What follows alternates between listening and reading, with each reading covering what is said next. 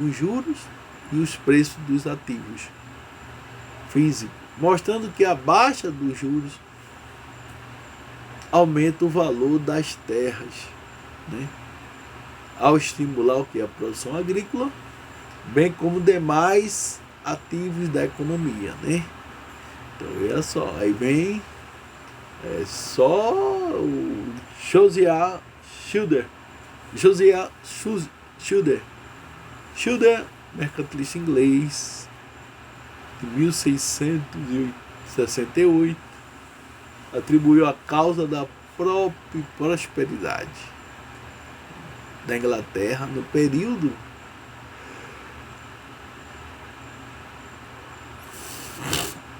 ao tabelamento legal, é isso, de juros, que desceu apenas 6% ao ano. E diz que isso só foi possível graças ao fluxo dos metais preciosos.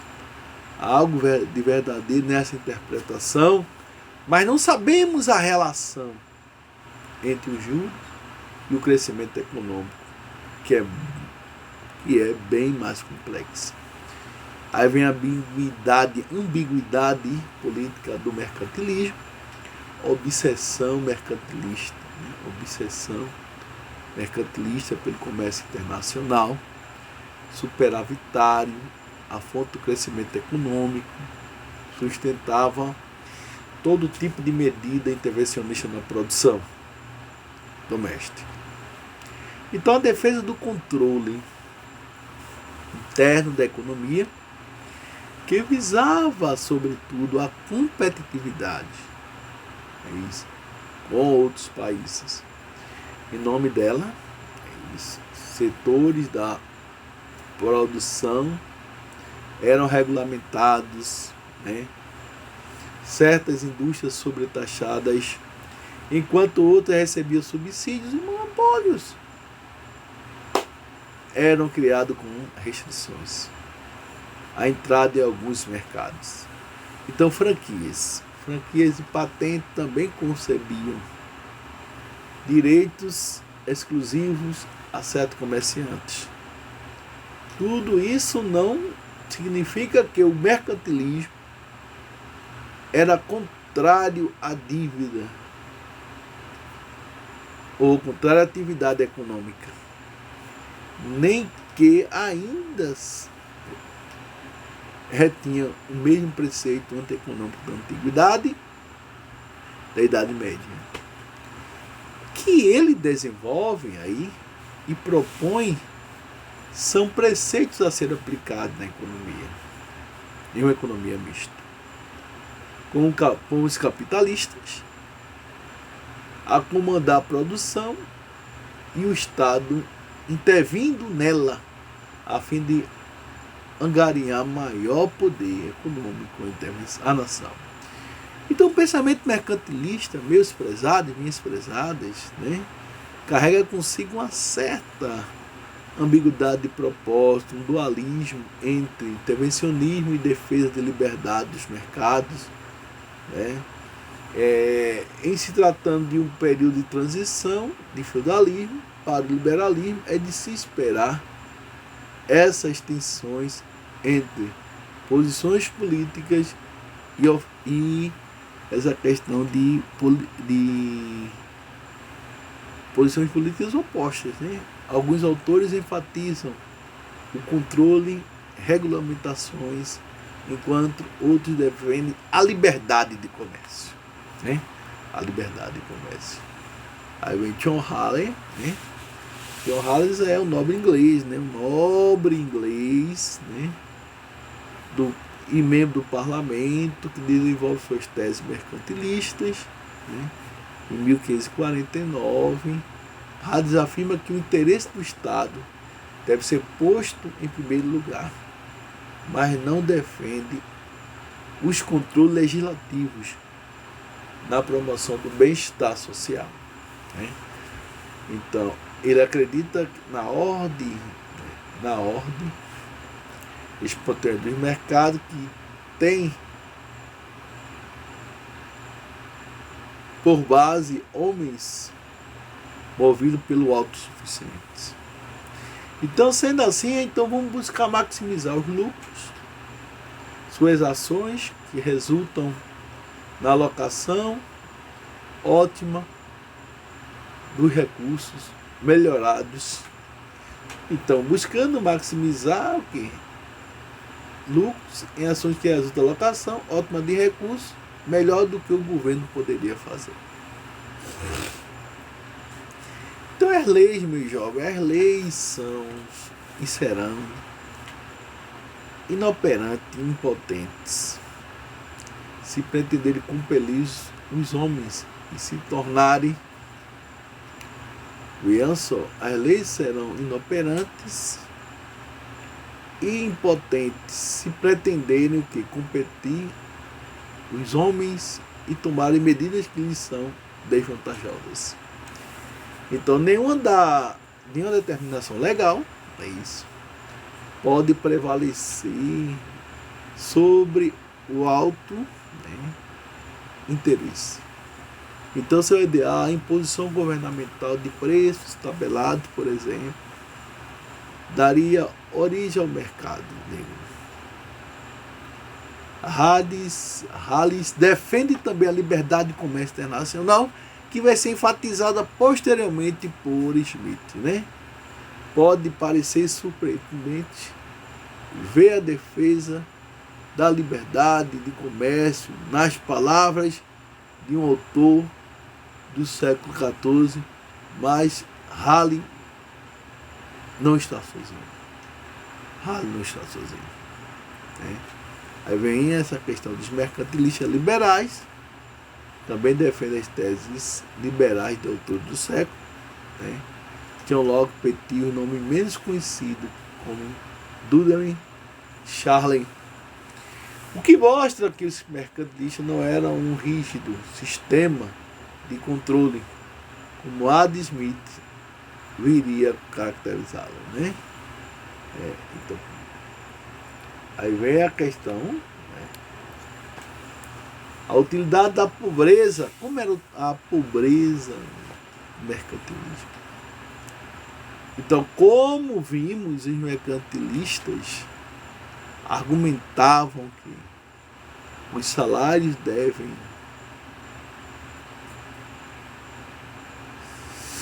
Então, veja só, então vocês vão ter o seguinte, né? Um ponto interessante aí.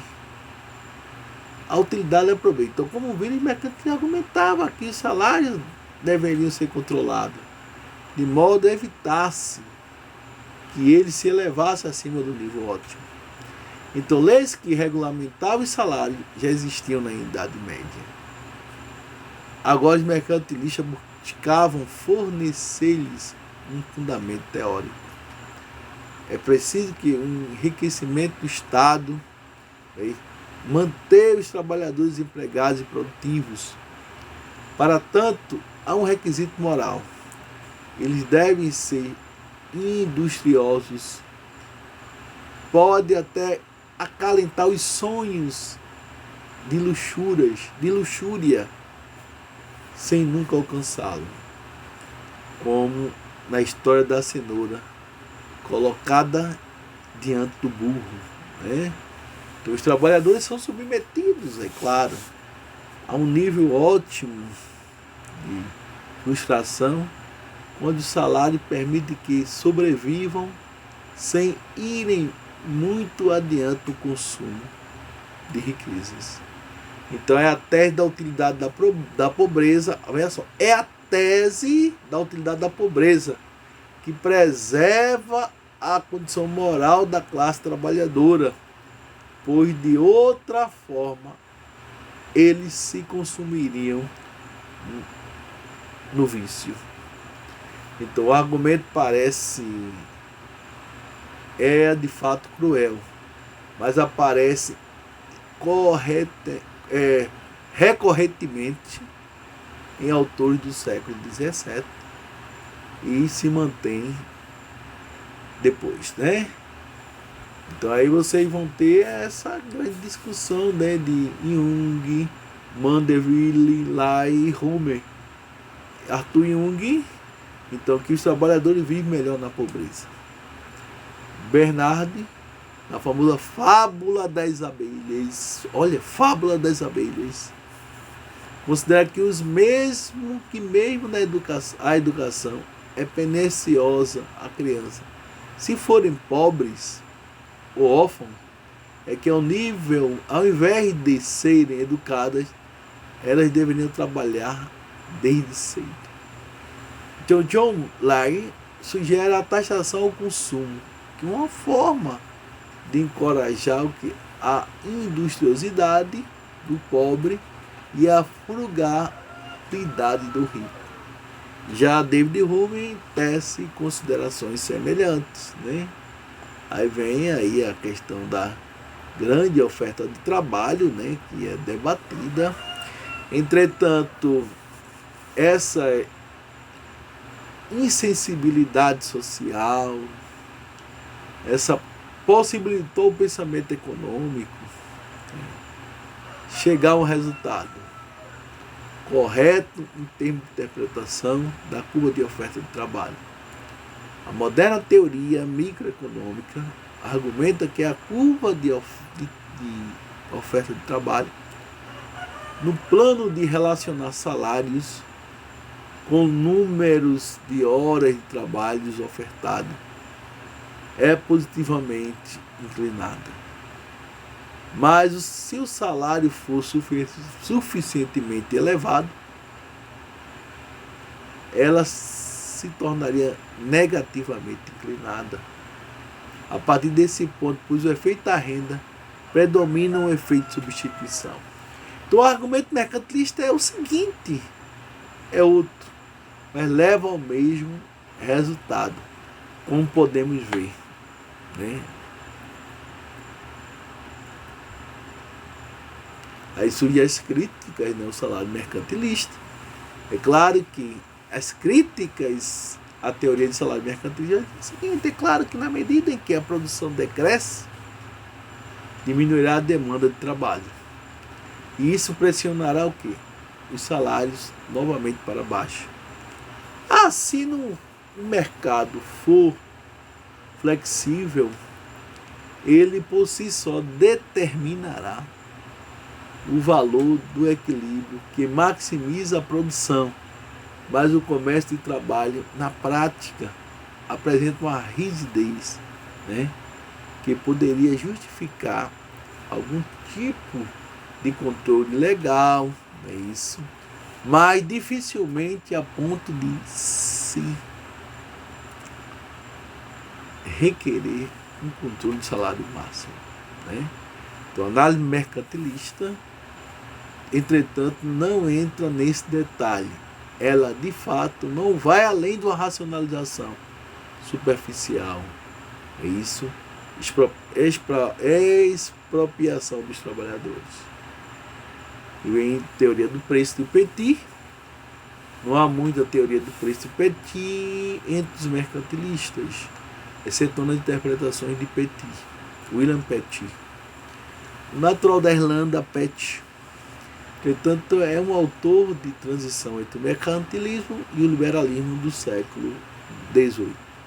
Do que um representante tipo daquela época, ele veio a respeitar muitas das teses mercantilistas. Petit iniciou-se na carreira médica e quando se propôs a escrever sobre economia, trouxe muitos dos métodos de pesquisa das ciências naturais, né?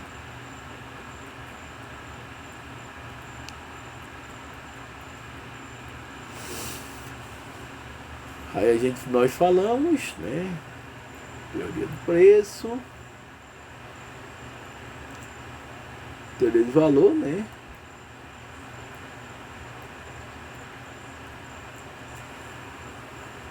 Aí vemos. Essa teoria é muito interessante porque a teoria do valor de Petit.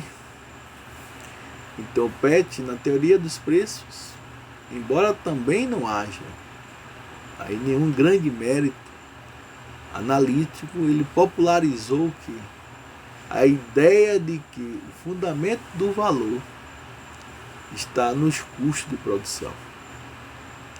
procurou reduzir todos os tipos de custos em dois fatores de última instância: a terra e o trabalho. Tentou adicionalmente chegar a um denominador comum entre eles, identificando a unidade homogênea de poder produtivo que seria determinada ou determinante do valor. Não obteve sucesso nessa tarefa. Né? Pettit antecipou o elemento da análise econométrica. Ele era muito esforçado na coleta de dados, né? Não estando, no entanto, nenhuma teoria satisfatória na explicação dos preços que lhe oferecido. Pettit, ao separar a ciências econômicas da análise moral, enterrou de uma vez por todas as teorias de preços justos. O valor de um bem é dado de mercado. Equivale ao preço pelo qual a mercadoria é de fato vendida. Então ele tinha plena consciência da noção, né, de preço impessoal. Em mercados competitivos, concebeu o quê? Elemento de uma teoria de oferta e de demanda. No entanto, ele não se preocupou em explicar preços relativos.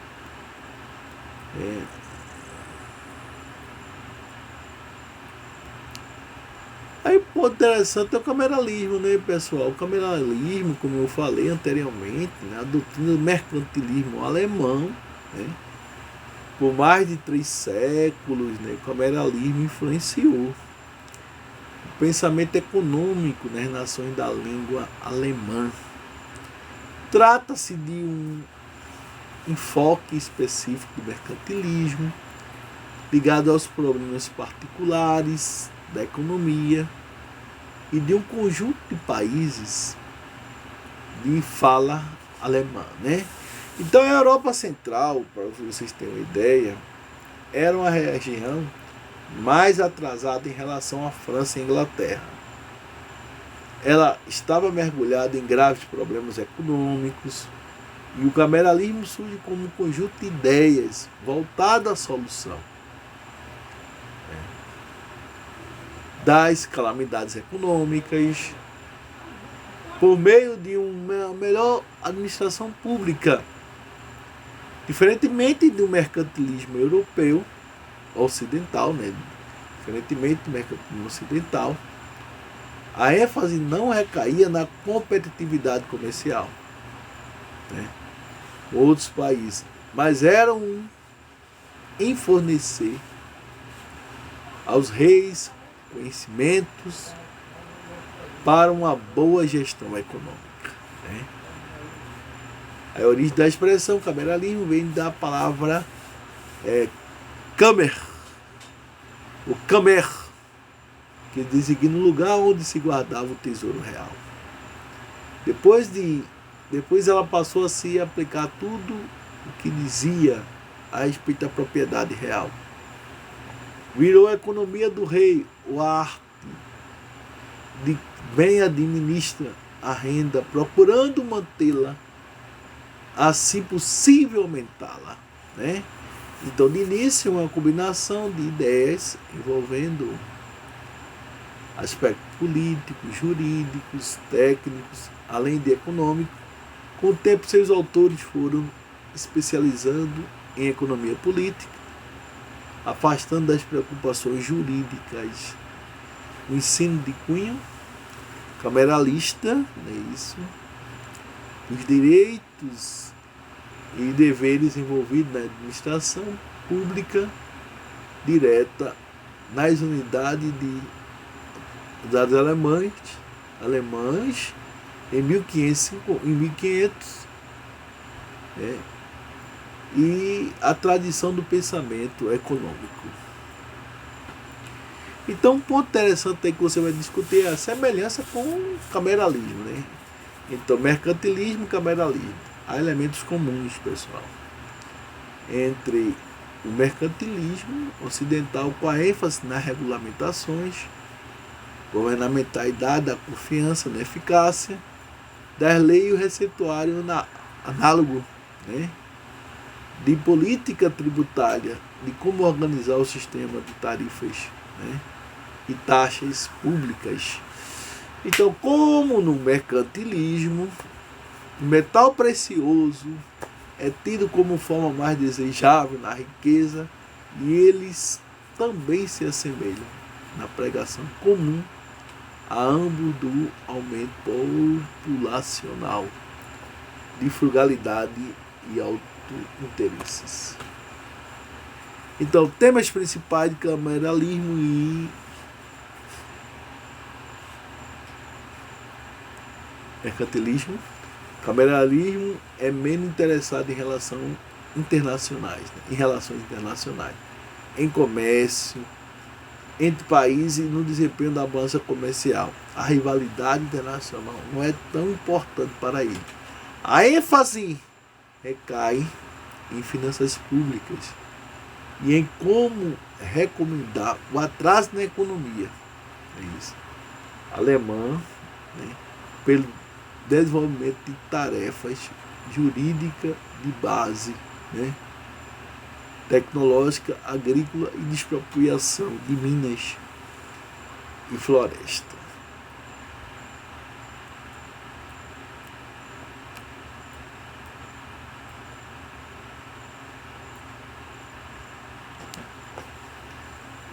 Então, pessoal, a gente termina aqui com a nossa conclusão. Cameralismo, portanto, é a versão alemã da disciplina econômica, que apresenta certas peculiaridades, mas voltada ao aspecto técnico de produção e ao lado financeiro. Não acredita que o Estado e os capitalistas tenham sempre interesses harmônicos, né, e posicionar-se ao lado de interesses econômicos. Ele enfatiza de positivo da política fiscal, procurando economizar a falência do Tesouro Público, né? Então, pessoal, valeu mesmo essa aula maravilhosa sobre o mercantilismo e cameralismo, né? Então, muito relevante, mercantilismo e cameralismo aí, dando continuidade ao pensamento econômico da antiguidade, né? Então, eu espero que vocês tenham aproveitado ou venham aproveitar esse conhecimento. Por via das dúvidas, estou no privado, né? Estou no WhatsApp, e vocês poderão, né, me ajudar nesse sentido, né? Vocês poderão me ajudar nesse sentido. Então, aí vocês vão ter aí essa questão do mercantilismo, cameralismo, né? Que é um dos pontos de grande relevância dentro da política econômica. Então, aqui eu me despeço. Aqui é o professor Cláudio Nascimento, professor Dr. Cláudio Nascimento. Deixo para vocês um grande abraço e até a próxima oportunidade, se assim Deus permitir. Creio que Ele vai permitir, ok? Grande abraço.